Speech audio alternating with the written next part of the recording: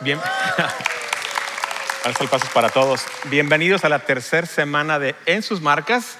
Y bueno, hoy es bien especial verlos, así que me encantó oír de repente los Gimme Five. ¿Y saben qué significa, verdad? ¿Sí? Que vamos a invitar ¿a cuántos? A 5 personas. Gimme Five. Gimme Five. Si tuviéramos 6 dedos sería Give Me Six, pero nada más tenemos Give Me Five, ¿verdad? Y claro, no hay limitación, pero el poder de la invitación es muy grande, porque significa que te invito a algo que ha sido de bendición para mi vida, ¿verdad? No tengo que saber mucho, nada más lo que Dios ha hecho en mí, y por eso queremos que todo lo podemos hacer. Y antes de que inicie el sermón, la semana pasada tuvimos nuestro evento de conexión y hicimos la invitación para que se sumaran a un grupo de vida. Ahí levanten la mano los que están ya en un grupo de vida. Levanten la mano. Oh, muy bien. Es un aplauso. Todos estamos invitados a un grupo de vida. Realmente creemos de que Dios nos hizo para vivir en comunidad. Así que si tú no estás, seguimos invitándote a que te sumes, ¿verdad? Que no te pierdas esa oportunidad de hacer comunidad con nosotros, con alguien de esta iglesia, para que no nada más vengas y te vayas sin que nadie te conozca, sino sé parte. Ese es un reto que yo te animo a que este año des el siguiente paso si no lo has hecho todavía. Muy bien, hace 2 semanas, no sé si 2 domingos, iniciamos la serie, ¿verdad? La serie En sus marcas, hablando acerca de el propósito. Y hace 2 domingos hablábamos de que, entre varias cosas, de que tu vida no era una casualidad o no era una coincidencia. No estabas aquí por un accidente cósmico, sino que tu vida tenía un propósito y que Dios te había diseñado para algo, aunque a veces todavía no sepamos qué es ese algo, porque lo va desarrollando durante nuestras vidas, ¿verdad? La semana pasada, acerca de la vida de José, hablamos de cómo él había tenido sueños desde muy jovencito, pero se fueron cumpliendo a lo largo de los años en medio de situaciones adversas. ¿Lo recuerdan? Si alguien no ha visto los 2 sermones anteriores, lo invito a que vaya a nuestra página de YouTube y los escuche, ¿verdad? Para que pueda retomar esas enseñanzas que vienen directamente de la Biblia. Porque nosotros creemos que Dios nos habla a través de su palabra, ¿sí? Que Dios nos guía a través de su palabra, y por eso estamos aquí compartiendo lo que Él nos enseña para este año 2024. Y bueno, el día de hoy hablaremos acerca de Pablo, pero un propósito en particular tenemos hoy: ver las dificultades, cómo Dios las utiliza para nuestro bien. Así que el tema de hoy se llama Encontrado en nuestro propósito en medio de las dificultades. No sé cómo les gusta ese tema. ¿Les gusta o no les gusta? Ay, ¿verdad? Propósito en medio de las dificultades. Yo platicaba con el grupo de oración y les decía, la verdad, si todos pudiéramos escoger lo que viviríamos, creo que ninguno escogería problemas, ni adversidades, ni dificultades, menos traición y cosas así. Pero eso fue lo que encontramos que vivió Pablo, y por eso hoy vamos a meditar brevemente sobre eso. Pero antes de que iniciemos, déjenme leemos este versículo en Romanos 8, 28 al 30, que ya lo sabemos, pero queremos basarnos hoy en estos versículos como, diríamos, como marco. Así dice la palabra de Dios en Romanos 8, 28. Sabemos que Dios va preparando todo para el bien de los que lo aman, es decir, de los que Él ha llamado de acuerdo con su plan. Voy a repetirlo porque es increíble esto. Sabemos que Dios va preparando todo para el bien de los que lo aman, es decir, de los que Él ha llamado de acuerdo con su plan.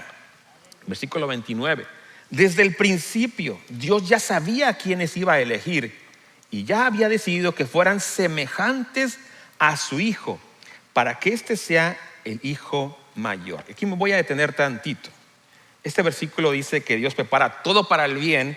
No necesariamente que todo nos sale bien o que todo lo que nos pasa son cosas buenas, sino que inclusive las cosas que no fueran buenas, Dios las hace que se vuelvan para nuestro bien, de acuerdo con su plan y con el objetivo en mente de hacernos semejantes a su Hijo. Entonces es el propósito final, parecernos a Cristo. Y es una pregunta, a ver, de examen. ¿Quién de ustedes sabe qué significa la palabra cristiano? Que no sea Williams del DTS, ¿verdad? La gente aquí normal, no los que están en el 5.º nivel. ¿Qué significa cristianos? ¿Separados? No. Eso era. ¿Seguidores de Cristo? Tampoco. ¿Que seguimos? No, bueno, no saben. Cristiano significa pequeños cristos, clones de Cristos, cristitos pues. Y es que esa palabra se la dijeron de burla a los primeros cristianos. Ahí van los cristitos, porque caminan, hablan, se comportan como. Entonces ser cristiano es ser un pequeño Cristo, es un clon. Pero esa es la meta de Dios según este versículo. ¿Qué tal? ¿Les parece eso? Y para hacernos como Cristo, pues nos tiene que pulir las imperfecciones, ¿verdad? Algunos tenemos más que otras. En mi caso tenemos muchas. Yo le digo al Señor, oye, ¿ya? Alguien dijo, Dios no nos da más pruebas de las que podemos soportar. Y alguien respondió, a mí me confundió con Sansón. Pero la verdad es de que Dios tiene un propósito en mente y es hacernos como Cristo. Versículo 30. A los que Él ya había elegido los llamó, y a los que llamó también los aceptó, y a los que aceptó les dio un lugar de honor. Wow, aquí va el propósito de Dios final. En las canciones anteriores que entonamos, unas decían cuando Él venga y un día nos va a llevar a su presencia. Aquí está diciéndonos, va a trabajar a nosotros hasta que concluya su obra, el tiempo que le tome, y tiene un propósito de llevarnos hacia Él. Nos acepta, y eso me encanta a mí, que nos acepta. Bueno, ahora sí vamos a continuar con el tema en particular de la vida de Pablo, y vamos a ver la transformación de Pablo, que antes de ser Pablo el apóstol era Saulo de Tarso. Entonces hablaremos hoy la transformación de Saulo de Tarso a Pablo el apóstol, y esas son las palabras de mismo Pablo. Esto es Saulo de Tarso, y así lo comienza él diciendo en Gálatas 1:13. Dice así Gálatas 1:13. Ustedes saben cómo me comportaba cuando pertenecía a la religión judía y cómo perseguí con violencia a la iglesia de Dios. Hice todo lo posible por destruirla. Es un testimonio de él. Yo superaba ampliamente a mis compatriotas judíos en mi celo por las tradiciones de mis antepasados. Pero aún antes de que yo naciera, Dios me eligió y me llamó por su gracia maravillosa. Luego le agradó revelarme a su Hijo para que yo proclamara a los gentiles la buena noticia acerca de Jesús. Y aquí hay mucho tema para que pudiéramos sacar mucha información o mucha enseñanza, pero voy a nada más centrarme en dos. Pablo dice, ustedes saben cómo era antes, que era un religioso con mucho conocimiento, con mucho estatus y con mucha autoridad, pero le estaba dirigiendo para destruir ¿a quién? A la iglesia. Si yo perseguía a la iglesia buscando destruirla, pero un día Dios me reveló y me llamó para que ahora yo fuera su portavoz. Eso dice Pablo. Pero está diciendo algo que me llama la atención. Pero Dios me escogió antes de que yo naciera. Eso es interesante. El plan de Dios estaba desde antes de que yo naciera.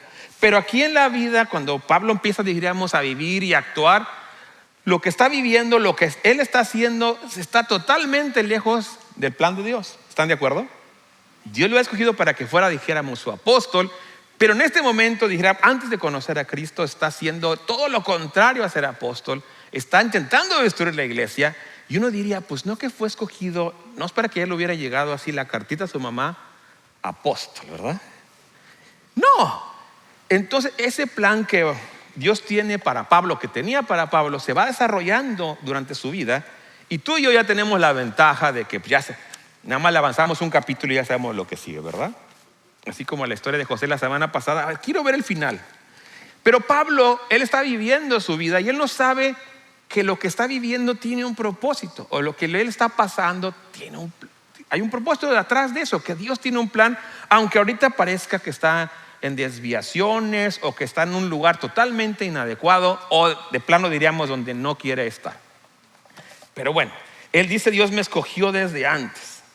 Y cuando Dios lo llama, y cuando Dios lo escoge, Él da un cambio radical, ¿verdad? Así dice un cambio, una vuelta de 180 grados. Iba a destruir a la iglesia, ahora se convierte en su propulsor.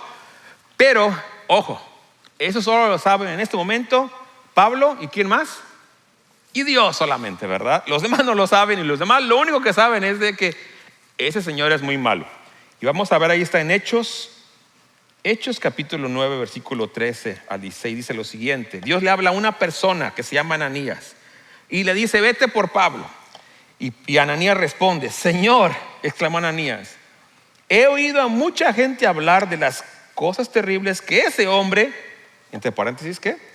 Saulo, les ha hecho a los creyentes de Jerusalén. Cosas terribles.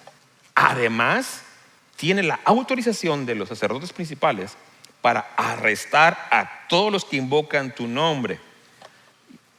O sea, Ananías le da al Señor muchas razones por las cuales Pablo no califica para ser apóstol.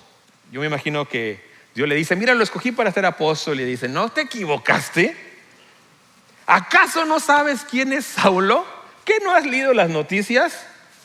¿No se supone que eres Dios y que todo lo sabes? Y mira, no conoces quién es el Señor terrible. Versículo 15, Dios le responde, ve, porque Él es mi instrumento, ¿qué?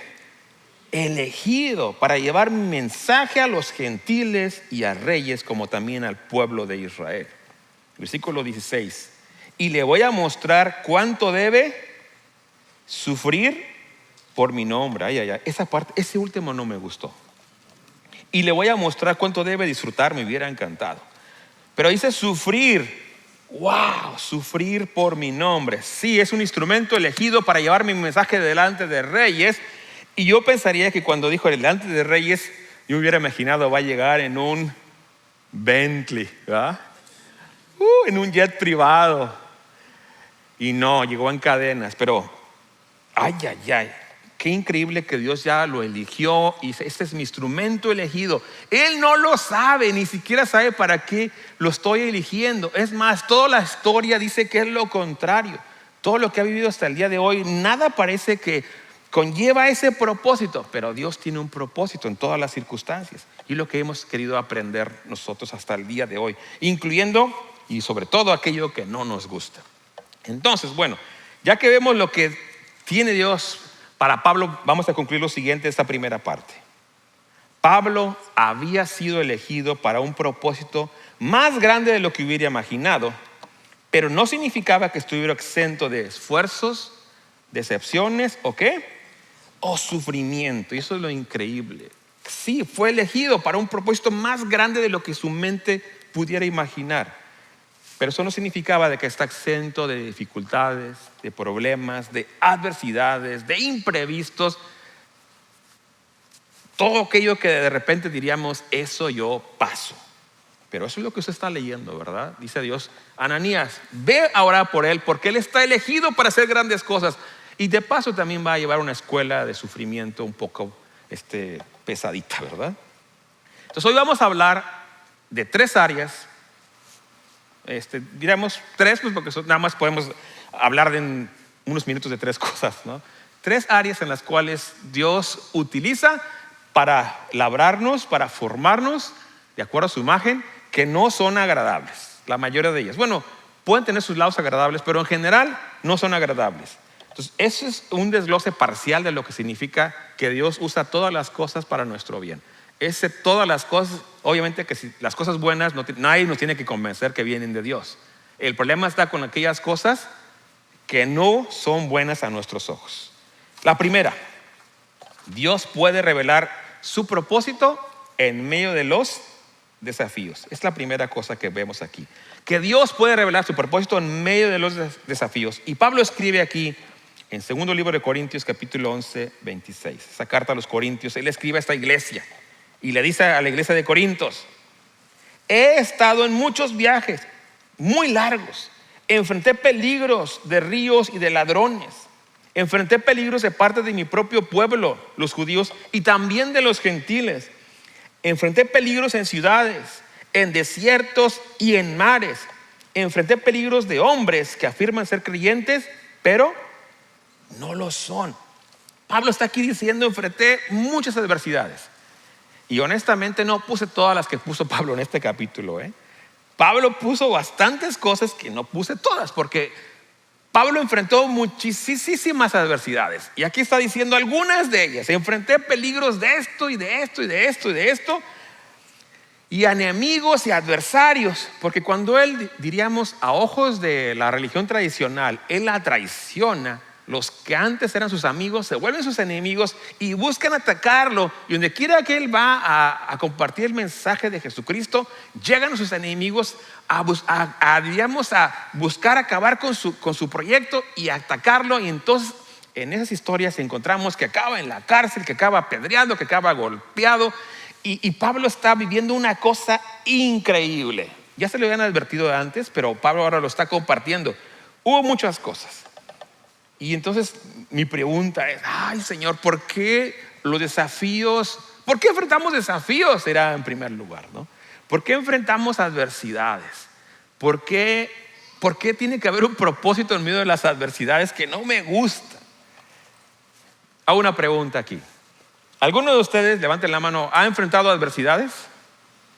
Hay bastantes, ¿verdad?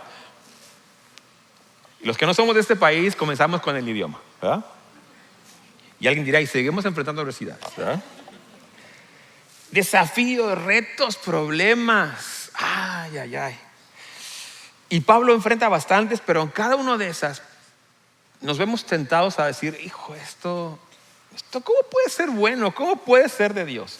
Solo nuestra fe pudiera decir, eso que estamos pasando, algo bueno va a hacer Dios con esto, ¿verdad? Y solo puede ser por fe, porque por fe creemos de que como Dios tiene un plan y como Dios es bueno y como su meta es hacerme bien, al final lo que yo estoy viviendo va a colaborar o va a ser utilizado por Dios para mi bien. Pero eso no significa de que sea agradable, no significa de que me guste y no significa de que quiera estar ahí. Pero Pablo testifica, pasé adversidades tremendas. ¿Por qué? Bueno, continuamos. Tema 2.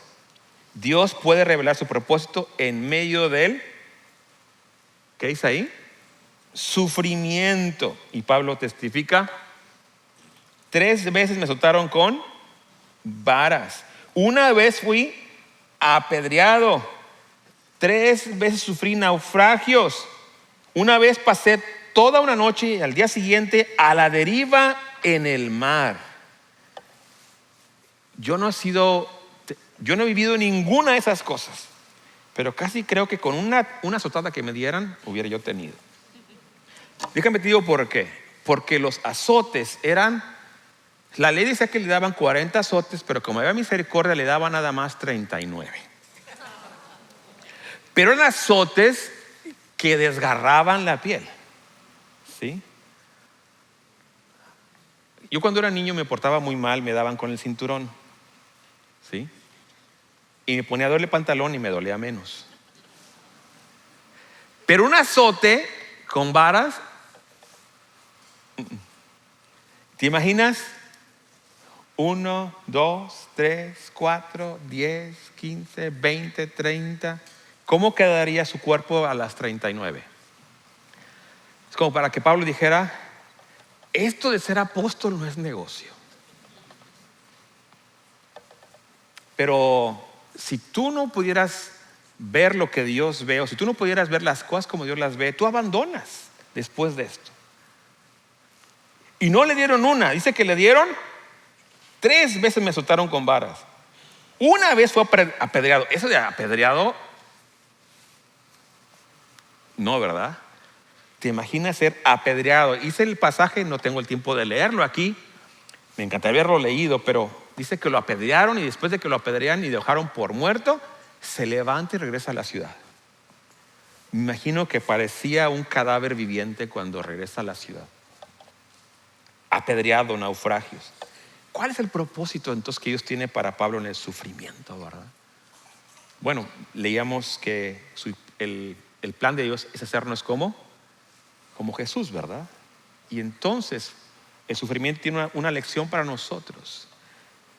Pablo después, obviamente que ya con todo lo que pasa, Él entiende muchas cosas y Él puede ahora recibir toda la gloria, toda la honra que merece Pablo, porque pasó por tantas cosas. Pablo es el autor, híjole, de bastante del Nuevo Testamento. Ustedes ven el Nuevo Testamento y van a ver que Pablo, salvo los evangelios, a partir de Hechos es Pablo. Algo de Juan, algo de Pedro, algo de Judas, pero la mayoría es Pablo. Nos impactó Pablo tanto que hoy la gente, cuando le preguntan a los cristianos, ¿verdad?, a los pequeños cristos, ¿cuál es tu personaje favorito del Nuevo Testamento aparte de Jesús? La gente responde: Pablo. Todos quisieran ser como Pablo. ¿Con los varazos? ¿Con la apedreada? ¿Con el naufragio? ¿O nada más con el producto final?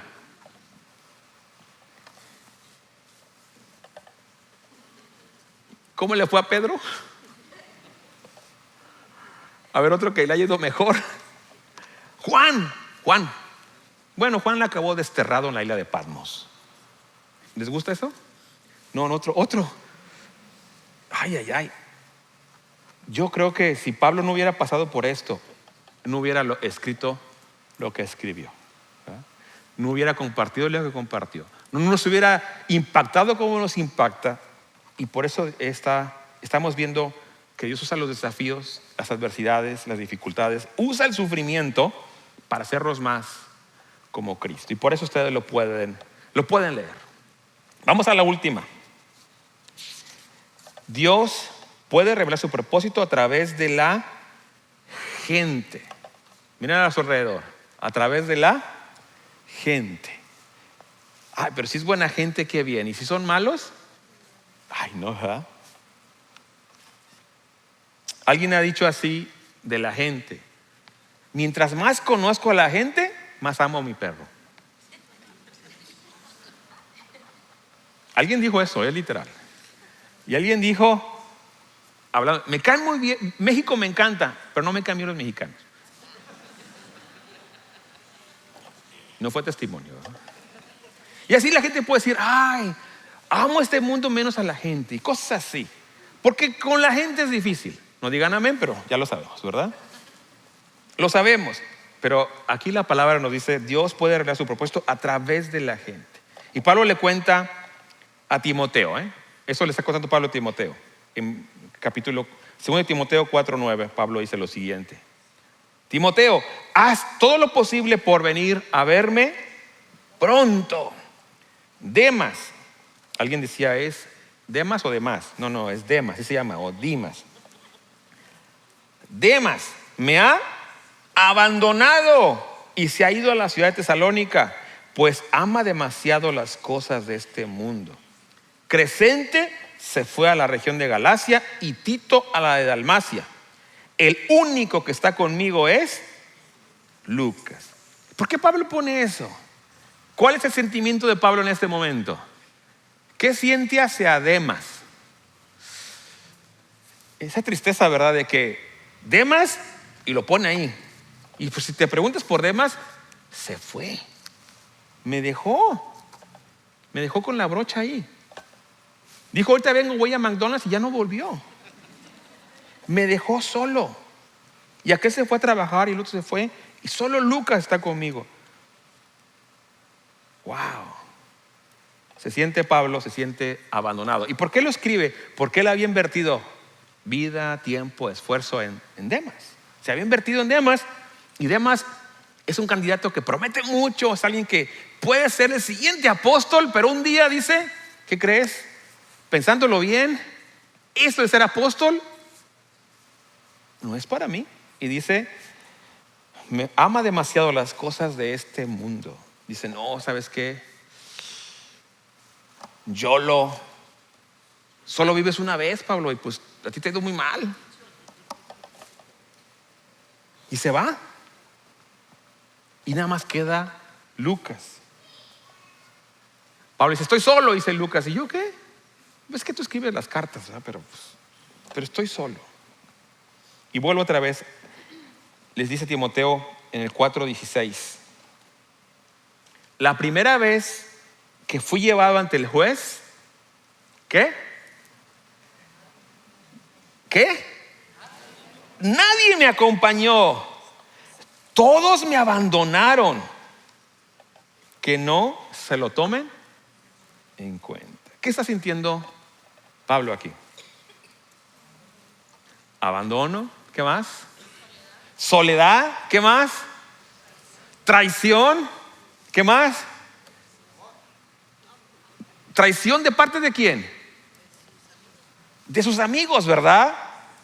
No de los enemigos, no de los que lo persiguen. No, ahora sus amigos lo dejan. ¿Por qué lo dejaron? Bueno, es que era su primera defensa. Estamos hablando de que apeló a César y su primera defensa puede ser esa. Y todo lo dejan porque Pablo está en la cárcel. Y no sabe la gente qué va a pasar con Pablo. Entonces, hoy no quieres ir a Pablo. Yo prefiero orar por él aquí. ¿Ya? Y todos lo abandonaron. Hago una pregunta. ¿Tú lo hubieras abandonado? Tal vez sí, ¿verdad? Así como, oye, pero ¿y no habrá hecho Pablo algo malo? Porque nadie sufre nada más porque sí, ¿eh? Pero Pablo aquí dice, todos me abandonaron. Todos me abandonaron.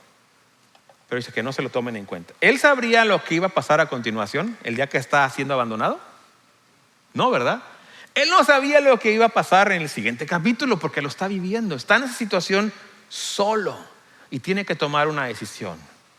Sentirse caer en la depresión por la traición, por el abandono, o aún ahí en el lugar donde está él solo, tal vez llorando, triste, dice, y los demás se fueron todos. Y tiene que pensar, a menos que Dios tenga un propósito, ¿verdad? Porque sin propósito, eso sería el acabose, la traición, el abandono de todos, ¿verdad? ¿Recuerdan a alguien que también tenía un plan muy bonito, tenía gente que lo seguía y lo abandonaron? ¿Recuerdan? A Jesús, ¿verdad? Dice, cuando lo van a arrestar en el huerto de Getsemaní, dice que, viene Judas guiando a los que lo iban a arrestar, Pedro y los demás, lo deja, pero dice que los discípulos, que todos lo abandonaron. Dice textualmente la Biblia, todos los discípulos corrieron. Y ahora a Pablo le pasa lo mismo, un pequeño Cristo, ¿verdad? Entonces, pues no debería sorprendernos si a ti y a mí de repente nos va medio mal en las relaciones, ¿verdad? Porque todos podemos algún día fallar, ¿verdad? O sea, no podemos tener nuestra confianza depositada en las personas. Es en el Señor. Claro que las personas somos herramienta de parte de Dios, pero es igual que estos tuvieron miedo. Tuvieron miedo de ser arrestados, tuvieron miedo de acabar junto con Pablo ahí. Y yo creo que solamente en la primera defensa lo dejaron solo. Después agarraron fe, tomaron fuerza y volvieron con Pablo. ¿Sabes por qué? Porque cuando termina Pablo su historia, la termina bien bonito. Habla después diciendo, hay mucha gente que lo siguió. Y cuando tú lees los evangelios, no los evangelios, cuando tú lees las cartas de Pablo, encuentras que él habla de muchas personas y dice nombres y nombres y nombres. Pero aún así está el dolor de ese de que, ese Demas me abandonó, ¿verdad? Y aquel día ninguno fue. Ya los perdoné. Los tengo que volver a reperdonar porque de repente el diablo le va a traer. ¿Te acuerdas cómo te dejaron todos? Qué mal, ¿verdad? Y Pablo tiene que decir, no se los tomo en cuenta porque hay un propósito también para ellos. Hay una lección también para ellos. Y tal vez tengo que yo ser el ejemplo para ellos de perdón o de reconciliación o de llevar el mensaje a cualquier lugar sin temor. Bueno, cierro con esto. Pablo termina su carta en 2 Timoteo 4, dice lo siguiente, 19 al 21. Dale mis saludos a Priscila y a Aquila y a toda la familia de Onesíforo. Erasto se quedó en la ciudad de Corinto y a Trófimo lo dejé en la ciudad de Mileto porque estaba enfermo. Eso en Asia. Haz todo lo posible por venir antes de que llegue el invierno. Y culmina diciendo, te envían saludos, ¿quiénes? Éubulo, Pudente, Lino y Claudia y todos los hermanos de la iglesia. Wow. Al final del día, ¿tenía gente a su alrededor? Sí. Tenía una iglesia alrededor de él y dice, a todos los hermanos de la iglesia te envían saludo. Le dice a Timoteo. Al final del día recuerda, bueno, no estoy solo, tengo a alguien, tengo esto, tengo lo otro, tengo a la iglesia. Y creo que eso es también nos queda para nosotros, esta lección de parte de Dios en la vida de Pablo, ¿verdad? ¿Sí? Aunque era escogido, aunque Dios lo había escogido desde antes de que naciera para ser su apóstol, durante su vida, su trayectoria no parecía nada, pero Dios va usando, al final ocupa que todas las cosas se encaucen hacia el propósito que tiene Dios, aunque esto involucra adversidades, sufrimiento y de parte de la gente, ¿qué involucraba? Abandono o inclusive traición. Pero un día dice, ¿qué crees? Este y este y este y este y este están conmigo, este y este. Es una lista extensiva de nombres que él escribe ahí. Y después diciendo, mira, todos estos me acompañaron. Al final cumple su propósito, pero las adversidades están ahí. Cerremos. Eso es para ti y eso también es para mí. Hallando mi propósito en medio de las dificultades. Número 1. Dios puede revelarme su propósito en medio de los desafíos. Repito, Dios puede revelarme su propósito en medio de los desafíos. Número 2, también puede mostrarme su voluntad en medio de sufrimiento. Y finalmente, también puede descubrirme su propósito a través de la gente. Vale la pena que le tomaras foto a esto para un día estés bien agüitado, bien triste, bien desanimado y digas, ¿dónde está Dios? Y digas, oh, ya me acuerdo. Dios me puede revelar su propósito para mi vida en medio de los desafíos, del sufrimiento e inclusive de la gente, aunque esa gente cada vez que yo esperaba no estuvo ahí, pero recibí de los que no esperaba.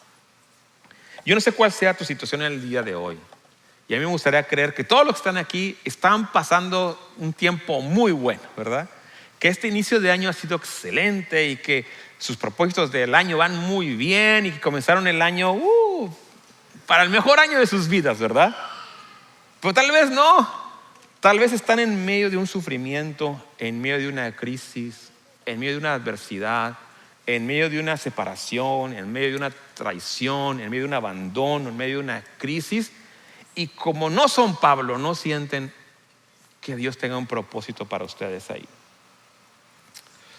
Tal vez eres tú el que está en una situación muy adversa y dices, ¿dónde está el propósito de Dios en esto que es tan doloroso? Pablo termina diciendo en 1 Corintios 15:10 lo siguiente: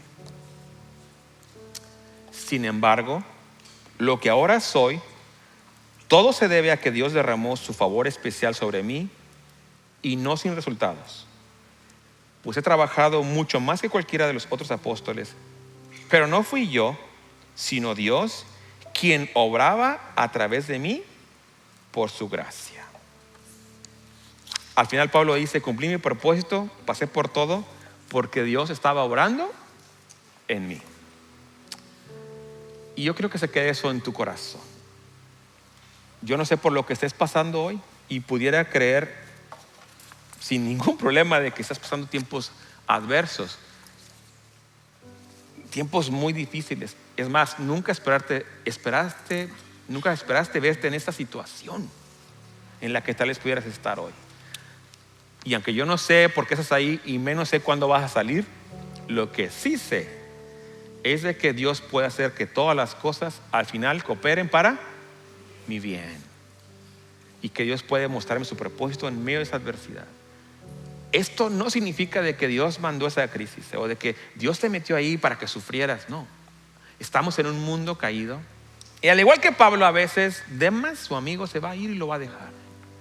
Y no significa que fuera el plan de Dios. Ahora te van a abandonar, Pablo. No, pero yo sabía que lo iban a dejar, que un día se iba a sentir solo, abandonado, traicionado, pero podía saber por fe de que Dios estaba orando aún en medio de esa adversidad. Y que al final Dios va a hacer eso, lo va a usar para mi bien. ¿Puedes tú creerlo eso? Si tu fe te dice Dios es bueno y Dios tiene un plan para mi vida, yo puedo pasar por esta circunstancia difícil porque sé que al final podré ver el propósito de Dios en mí. Y puedes decir al igual que Pablo, fue Dios obrando. Tu libro todavía no se acaba de escribir. Tu libro todavía no se acaba de terminar. Tú todavía estás ahí. Pero yo puedo creer que este puede ser un año en que se cumple la voluntad de Dios o que la puedes encontrar. Vamos a orar. Te invito a que inclines tu rostro. Así como están inclinados, voy a hacer una pregunta. ¿Hubiera alguien en este día que está en las últimas millas, que el combustible ya está acabando, de que ya está a punto de rendirse o que siente que la presión es demasiada y ocupara oración? Levante nada más su mano rápidamente y bájela. Si hubiera alguien. Bien, gracias. Bien, pueden bajarla.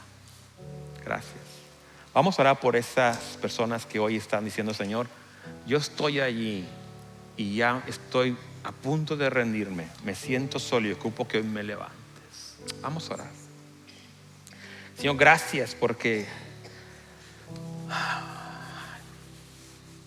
por medio de Pablo me recuerdas que lo que vivo hoy en tus manos tendrá sentido.